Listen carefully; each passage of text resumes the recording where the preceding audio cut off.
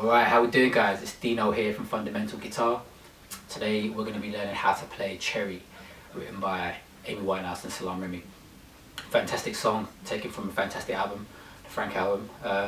As always, jazzy kind of style, but these chords are really simple to play, guys. There's only 4 that we need for the entire song. They are D major 7, E9, E minor 9, and A7. So those are the 4 chords that we need for the entire song. And if you can see with my left hand, there wasn't a lot going on. There wasn't no crazy positions or shapes as you can find sometimes with jazz chords. So these are really simple, probably one of the easiest ones from Amy Winehouse's album to learn. So let's go into, let me play a little bit of it, sing some of the melody so you hear how it all fits together. If you've listened to the track, you'll know that there's like a Brazilian style rhythm, like bossa nova basically. So that's why I'm not using a pick. It's quite tricky, but I'm going to show you a stripped down version so you still get the vibe. It just won't sound right strumming those chords. So let me play some of it and then we'll go to the lesson from there. So, her name is Cherry, we just met, and already she knows me better than you. She understands me after 18 years, and you still don't treat me like you ought to do. Maybe we could talk about things if you were made of wood and strings, 'cause you so thick and my patience thin, and I got me a new best friend with a pickup that puts you to shame, and Cherry is her name. Alright, there we go. Pretty straightforward, pretty simple, guys. But it, you know, syncing together that rhythm with the chords can be a bit tricky. So I'm going to break down the left hand, then we'll break down the right hand, put it all together. You may have noticed the capos there. The song is actually it's in the key of D, standard tuning, 4/4 timing, but they don't need a capo to be honest. I'm just putting it there to, I've raised it a tone just to help me easier to sing, because anyone else has got quite a high voice and I'm singing it in a lower octave there. So you play along the track, no capo required. Everything that I'm saying, guys, is relative to the capo, so we treat it as though it was a nut. Let's start looking at the chords and how to play them. So the first chord, D major 7, how do we play that? We take our first finger and we will bar the first 3 strings in the 2nd fret. We'll play from the 4th string down. That's a D major 7. Next chord, it's an E9. To play our E9, we're going to take our 3rd finger and play the 1st string in the 2nd fret. 2nd finger is going to play the 5th string in the 2nd fret, and the index finger is going to play the 3rd string in the 1st fret, and we strum all 6 strings. That's an E9 there. The transition to the next chord is really easy, so that's our E minor 9. All we're going to do is literally release the index finger. So that's our E minor 9, so we just flatten the 3rd note and we've got the E minor 9, and the next chord will be the A7. So to transition from the E minor 9 to the A7, these 2 fingers are going to squeeze together, so the 3rd finger is going to move up a string, so now it's playing the 2nd string in the 2nd fret, and the 2nd finger is going to move down a string, so now it's playing the 4th string in the 2nd fret, and we strum from the 5th string down. That's your A7 there. So that's the order of the chords for the verse. It changes slightly for the chorus, but I'll show you that as well. Let me now look at the strumming pattern, right? So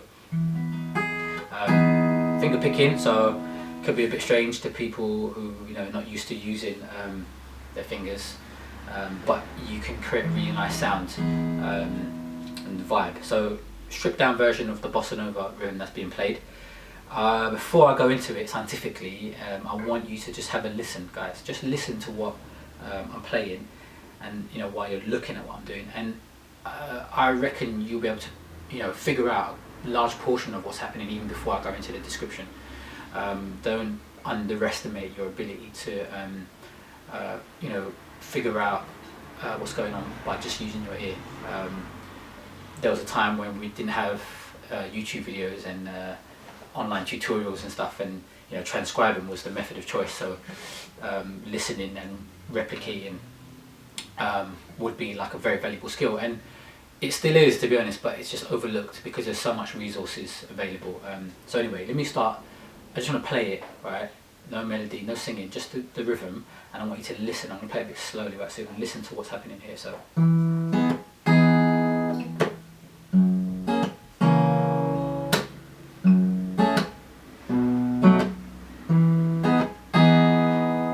Right, so if you notice there's like bass notes being played on their own, treble strings being played on their own, and some slaps, and that's basically what it is, right? So in between those three things you're getting this kind of percussive rhythm that's moving along.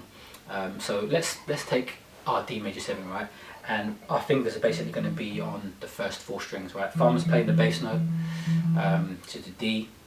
What we're going to do is pluck the bass note, followed by the treble strings and a slap. That's the first section. So bass, treble, slap. And when you slap your fingers back into position on the 4 strings and then pull all 4 simultaneously. So bass, treble, slap, and then all 4 together. Practice that. And that's basically the format for the entire song as the chords progress. There's a couple of tricky changes because it's a split bar, and there's also a bass note change in the next 2 chords. So now we're going to go to the E9, so now we pluck in the bass notes to 6th, and there when you pluck all the strings together, so bass note, treble, slap your fingers down into the middle 4 strings and then pluck those 4 strings, so the bass note is changing from the E to the B there. There we go, and then the next transition, E minor 9 to A7, split bar there guys, so there's only 2 beats for each one, so it just basically be the bass, treble, slap, change, bass, treble, slap, change. D major 7. Alright, so that's the only tricky part there, it's a split bar between your E minor 9 and your A7 there. So let me now look at the chorus. There's no new chords for the chorus, but the order is slightly changed. We're going to be playing the E minor 9 to the A7 to the D major 7. And this progression guys is really common, very common progression in jazz music, 2-5-1 progression. The numbers are basically referring to the chords in the key. So at the beginning of the song guys, I said the song's in the key of D, so D would be the first chord in the key, E minor is the second, so that's the 2. Then you've got your F minor, your G, and then your A is the 5th. So that's why we're calling it 2-5-1, because we're going E minor, A, and then back to the 1, which is the D.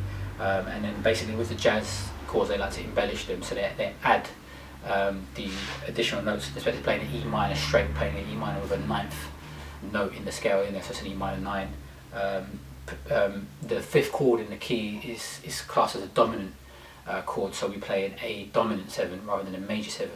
And all the other major chords can be played as major 7s, so we play the D as a major 7, and that's the 2-5-1 progression there. And as I say, that E minor 9 to the A7 can be a bit tricky because it's a split bar.